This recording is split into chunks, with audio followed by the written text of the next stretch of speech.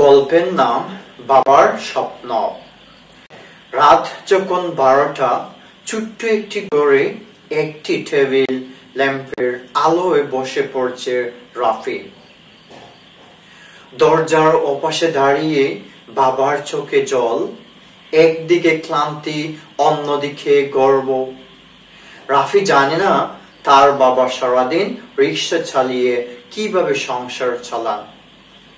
বাবার গায়ে ঘামের গন্ধ, কিন্তু মনে অবাধ ভালোবাসা। পরীক্ষার আগের দিন রাফি বাবাকে বলল, বাবা, একটা নতুন বই লাগবে, 400 টাকা। বাবা একটু থমকে গেলেন, তারপর মৃদু হাসলেন, কাল সকালে দেব বাবা। পরের দিন সকালে রাফি দেখে বাবার চোখ লাল, হাতে 400 টাকা। সে জানে না বাবা সারা রাত রিক্সা চালিয়েছেন শুধু ছেলেকে বইটা কিনে দিতে। পরীক্ষার দিন রাফি প্রশ্নপত্র হাতে নিয়ে বাবাকে মনে করলো, চোখ বন্ধ করে বলল, এই কষ্ট বৃথা যেতে দেব না। গল্পের শেষ দৃশ্য এইভাবে, কয়েক বছর পর একজন প্রফেসর লেকচারের মাঝে বলছেন, আমি আজ যা হয়েছি সেটার জন্য আমার বাবার কষ্টই দায়ী।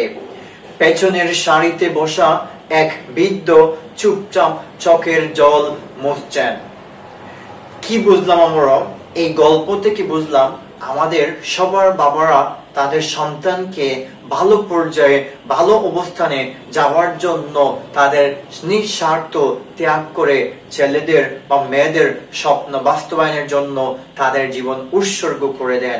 আসুন আমরা আমাদের পিতামাতাকে সম্মান করে। ভিডিওটি ভালো লাগলে শেয়ার করবেন, কমেন্ট করবেন। এইরকম ভিডিও আরো পেতে আমাদের YouTube channel Ashraf online education YouTube চ্যানেলটি সাবস্ক্রাইব করবেন। আর এই ভিডিওটি যদি আপনারা ফেসবুক থেকে দেখে থাকেন তাহলে আমাদের আশরাফ অনলাইন এডুকেশন পেজটি ফলো দিয়ে আমাদের সাথেই থাকবেন। ভালো থাকুন, সুস্থ থাকুন। আল্লাহ হাফিজ। আসসালামু আলাইকুম।